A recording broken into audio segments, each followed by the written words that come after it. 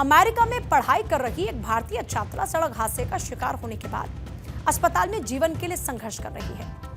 America में एक सड़क हादसे में घायल 35 साल की छात्रा नीलम शिंदे इस वक्त आईसीयू में एडमिट है और भारत में मौजूद नीलम का परिवार अमेरिकी वीजा के लिए गुहार लगा रहा है। नीलम की हालत को देखते हुए कैलिफोर्निया के डेविस मेडिकल सेंटर हॉस्पिटल ने परिवार को एक ईमेल भेजकर जल्द से जल्द अमेरिका आने को कहा। कुछ दिन पहले शिंदे की मां का भी निधन हो गया था। महाराष्ट्र के सतारा में रहने वाले उनके पिता तब से वीजा पाने की कोशिश कर रहे हैं। नीलम के पिता का कहना यह है कि उन्हें इस हादसे की जानकारी 16 फरवरी को मिली। नीलम के पिता अमेरिका जाने के लिए वीजा हासिल करने की कोशिश कर रहे हैं, लेकिन अब तक उनको वीजा नहीं मिल पाया। दरअसल 35 साल की नीलम महाराष्ट्र के सतारा जिले की रहने वाली है। पिछले 4 साल से अमेरिका में रहकर वो पढ़ाई कर रही थी। Neelam Tanaji Shinde California State University में 4th ईयर की छात्रा है। 14 फरवरी को अमेरिका में एक सड़क हादसे में वो दुर्घटनाग्रस्त हो जाती हैं और उसके बाद उनको अस्पताल में भर्ती कराया जाता है। हुआ क्या था कि कैलिफोर्निया में एक कार ने नीलम को टक्कर मार दी। हादसे के बाद नीलम शिंदे कोमा में चली गई। नीलम के हाथ पैर में फ्रैक्चर है, सिर में गंभीर चोटें आई हैं। इस वक्त नीलम शिंदे आईसीयू में भर्ती हैं। हॉस्पिटल मैनेजमेंट ने ब्रेन सर्जरी के लिए परिवार से अनुमति मांगी है। इस बीच शरद पवार गुट वाली एनसीपी से सांसद सुप्रिया सुले ने मामले को लेकर नीलम शिंदे के माता-पिता को वीजा दिलाने के लिए विदेश मंत्री एस जयशंकर से मदद मांगी है। ये परेशान करने वाला मामला है और हम सभी को एकजुट होकर इसे सुलझाने में मदद करने की जरूरत है। मैं परिवार के साथ बात कर रही हूं और उन्हें आश्वासन दे रही हूं कि इसका समाधान निकाला जाएगा। जब भी विदेश में रह रहे भारतीय छात्रों के मुद्दे की बात आती है तो एस जयशंकर बहुत ही मददगार और सहानुभूतिपूर्ण होते हैं।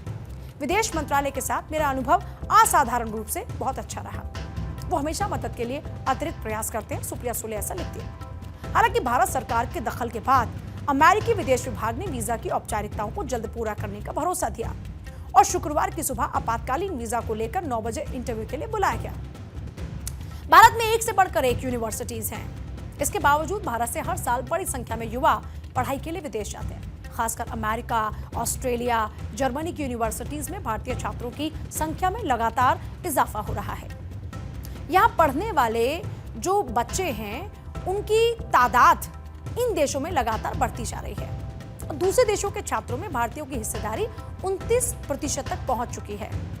आपको यहाँ पर यह जानना भी जरूरी है कि अमेरिका में एंट्री के लिए मुख्य रूप से 2 प्रकार के वीजा होते हैं। पहला होता है इमिग्रेंट वीजा, यानी जो लोग अमेरिका में स्थायी रूप से रहना या फिर काम करना चाहते हैं उन्हें इमिग्रेंट वीजा की जरूरत होती है। और दूसरा होता है नॉन इमिग्रेंट वीजा, जो अस्थायी यात्रा के लिए होता है। नॉन इमिग्रेंट वीजा उन लोगों के लिए होता है जो ट्रैवल, पढ़ाई, काम, बिजनेस या फिर मेडिकल ट्रीटमेंट के लिए अमेरिका जाना चाहते हैं। इसमें कई तरह के वीजा आते हैं। नॉन इमिग्रेंट वीजा जिसके तहत में F1 वीजा होता है, जो किसी यूनिवर्सिटी या फिर कॉलेज में पढ़ाई के लिए होता है।